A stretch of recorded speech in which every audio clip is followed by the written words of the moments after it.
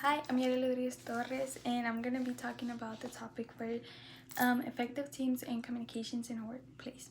Um, my best experience while working on a small group would actually be this past week. My chemistry teacher, assigned us to make a poster about gas laws. The group that I got, I was pretty comfortable with because I knew them, and also because I know that they always do their part. They make sure that everything's perfect, and of course they keep track of time. Factors that made this group pretty good is that everyone was really sharing their ideas, saying what they liked about the poster or not. They were saying what we should put, and I feel like that's really the key to make a good group is communication. um a conflict, we did have a lot of conflicts. Like, for example, of course, we were four people, and everyone had their own ideas. Of course, we did have conflicts on maybe we shouldn't do this, on the layout, the colors, the information.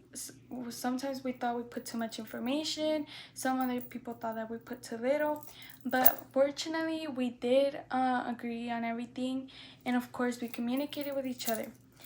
um when there can be too much cooperation, and to avoid this, maybe you should talk to your teammates, make sure that they like what they're doing, they like what their part is, and just talk to them in general. Like, just have communication with them. um my leader, for me personally, I think is my sisters. I really look up to them because one of my sisters works and does school at the same time, and she of course stresses herself out, but she was always able to handle those two things. And also my other sister that completed college with her bachelor's degree, I really look up to her because if she can do it, I can also do it. um they influence me by always doing my work, always telling me to always do my work first, then have free time later. Their communication style, I would say, is that it's direct and honest. If I come up to them and tell them something that I think it's unfair, but in reality it's not, they would be direct and honest with me and tell me that I'm wrong and that I should probably like fix it. For example, if I think that teachers mean for putting a bad grade on me, they would actually tell me, well, maybe your work wasn't the best. So yeah.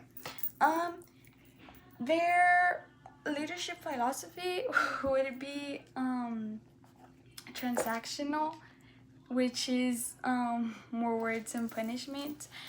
They really believe on that. They believe on reward. They believe that if you do something good, you deserve something nice. For example, one time I was studying for this test, and I was really stressed because I had no clue on what to do for my college. And they were like, well, if you pass this test with this 80 and above, I will buy you whatever you want, and doesn't matter the price, just pass the test. um this will be all. Bye. Thank you.